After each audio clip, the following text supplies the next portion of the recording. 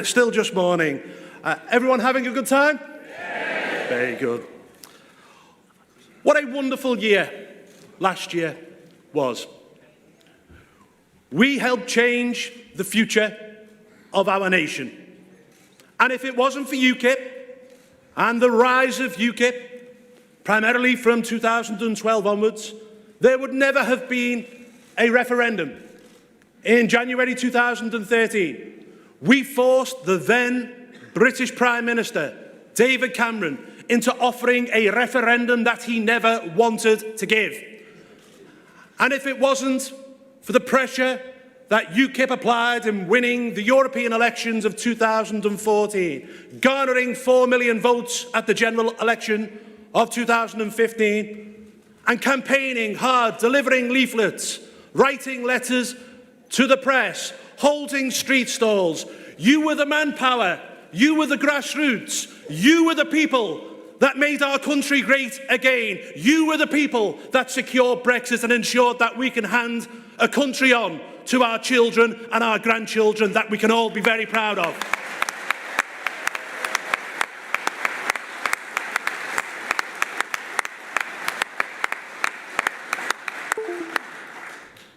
And what kind of Brexit do we want to see? We want to see a Brexit which is clean, which is swift, a Brexit outside of the single market, a Brexit where we can control our own borders, a Brexit where we don't have to pay a membership fee into the European Union, a Brexit where we can secure our own laws, make our own laws at Westminster, and indeed sign our own free trade deals. But we also want to see a swift Brexit. We want to see the government on the front foot. We want to see us applying the pressure on the European Union. And to do that, we in UKIP believe that we should repeal the 1972 European Communities Act and repeal it now.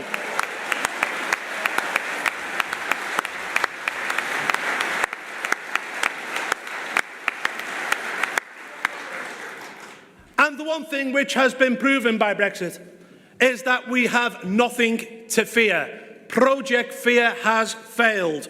Look at the economy. It has not fallen off a cliff. Manufacturing is up. Unemployment is down. We are the fastest growing economy in the G7. But we can do better. We want to see a fair deal for working families. Because Brexit allows us, for the first time, to do away with VAT in many areas.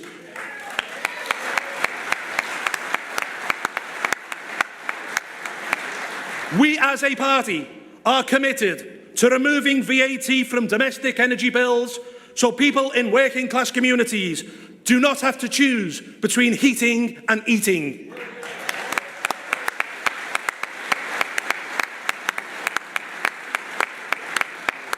We will also campaign to remove VAT from female sanitary products and indeed hot takeaway food so we can really return to the days when things were cheap as chips.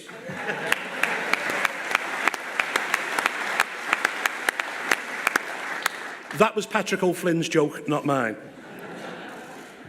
UKIP believes that everyone should pay their fair share. For too long, the rich have told poorer people how to live their lives and how and when to pay their taxes, without, in some cases, not paying their own way. To ensure that this happens, UKIP is committed to a clampdown on corporate tax avoidance. And the money that we will save, we will plough into the NHS, because the NHS is desperate for a cash injection. I could write next year's headlines about the NHS now. It's like Groundhog Day, isn't it? Next January and February, the NHS will be in crisis once again. It is buckling under a growing population and an ageing population, and something must be done. But I want to counter the Labour Party claims here. UKIP will keep the NHS free at the point of delivery and in public hands.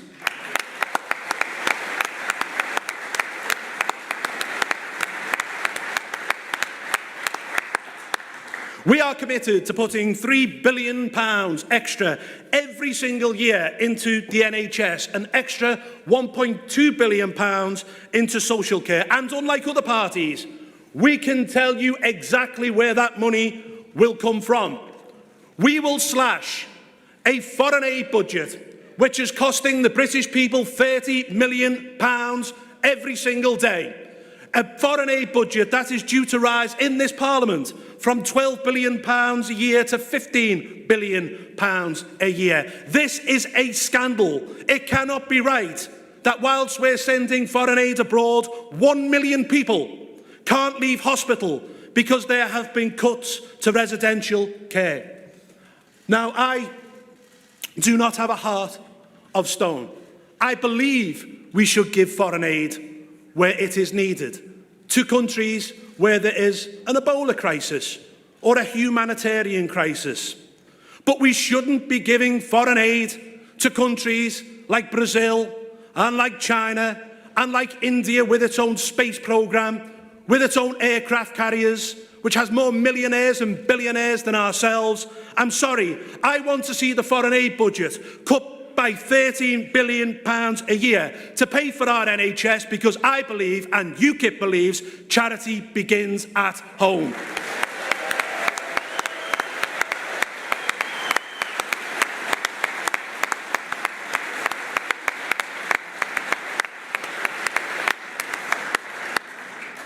And talking of homes, there is a housing crisis in the UK that has to be addressed. Governments of both colours are to blame for this. During the Thatcher era, there was the policy of right to buy. I think it was a very good policy. I think it made a lot of sense. The problem was that when people bought their council houses, that money then should have been reinvested into ensuring that more council houses were built. This did not happen. The Blair government did not build enough houses. They failed at every single juncture. And in some places, like Stoke-on-Trent, there has not been a council house built for nigh on 30 years. Therefore, under my leadership, UKIP will be committed to a new council housing programme. We will build, and in doing so, we will prioritise those with local community links, and most importantly, ensure that the 7,000 veterans that slept rough last night have a roof over their heads.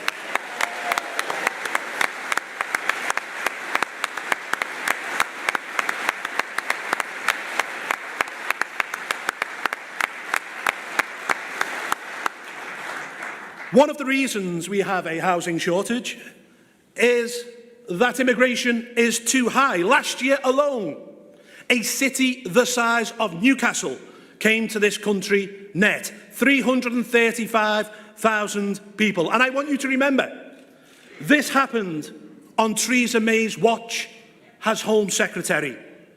Unfettered, uncontrolled immigration has been bad for working class communities because there has been a clear oversupply of labour. It has driven down wages.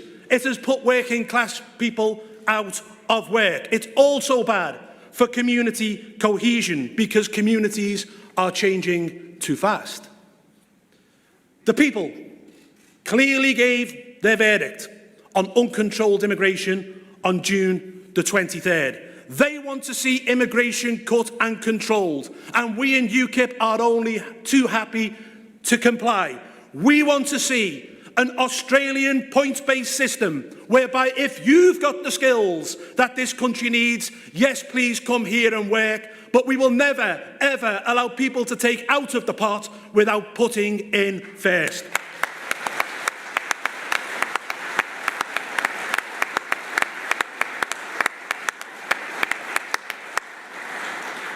This also must include an aptitudes and attitudes test, because we want to ensure that would-be migrants not only add value to our economy, but they accept British values such as gender equality, freedom of speech, and the supremacy of British law.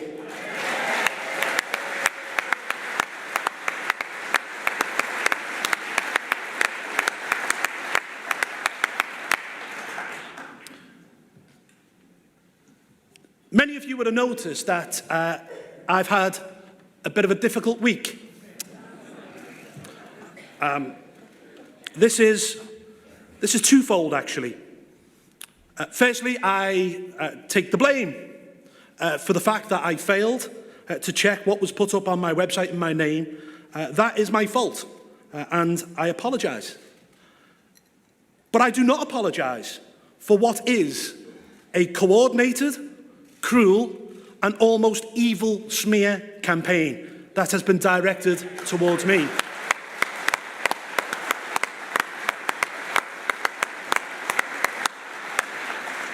It is based on lies from sources who have not been named. It has been a tough week for me, but I will not allow them to break me, and I will not allow them to break UKIP.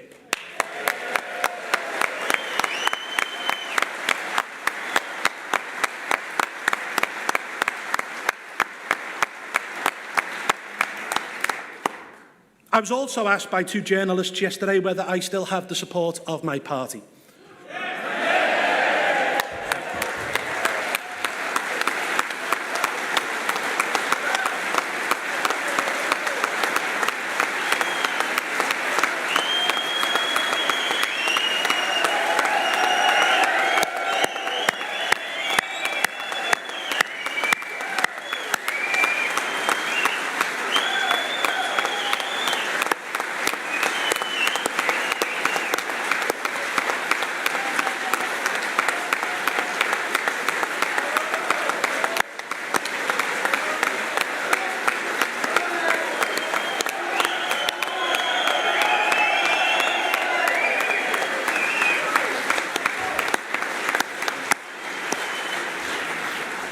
Thank you.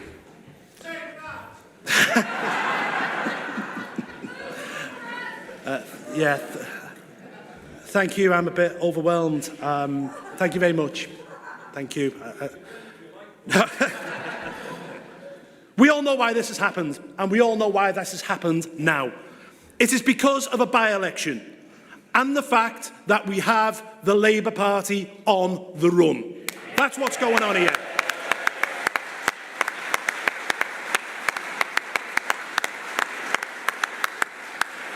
And what of this Labour Party? It isn't the Labour Party of Keir Hardie or Ernie Bevan. No, it has been hijacked by a bunch of North London intellectuals who are more at home discussing the issues of the Islington dinner party.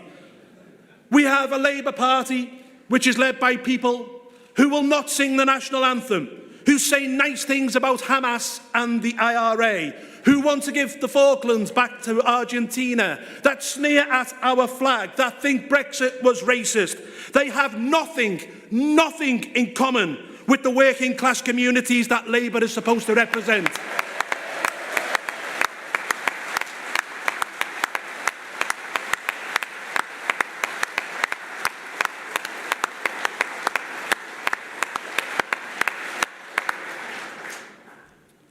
I am more confident than ever that UKIP will eventually replace the Labour Party as the voice of the patriotic working people.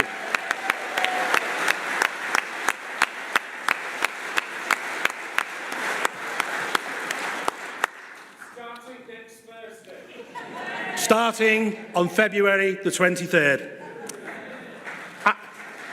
I've also been asked recently, in fact, I've been asked this question more than any other. What is the point of UKIP now we have Brexit? Well, I think Tony Blair's comments this morning prove why UKIP is more important than ever. We must ensure that shady establishment figures do not try to subvert the will of the people. We must hold the government's feet to the fire and ensure that Brexit means exit.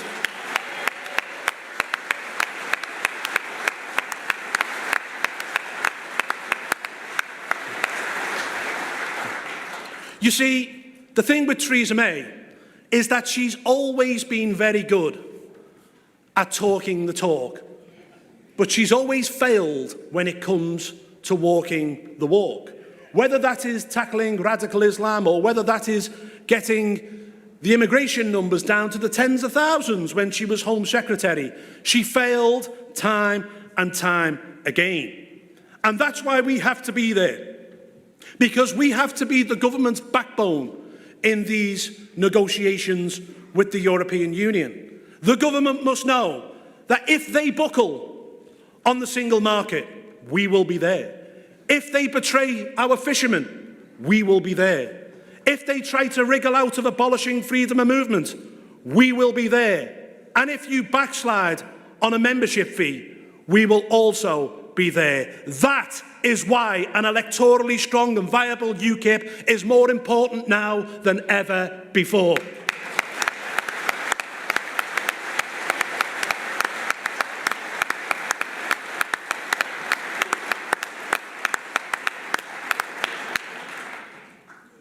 The referendum, ladies and gentlemen, was the beginning of the end. We, UKIP, members, my friends, my colleagues, brothers and sisters, we have got to see the job through. We want our country back and we're going to get it. I'll see you in Stoke. Thank you.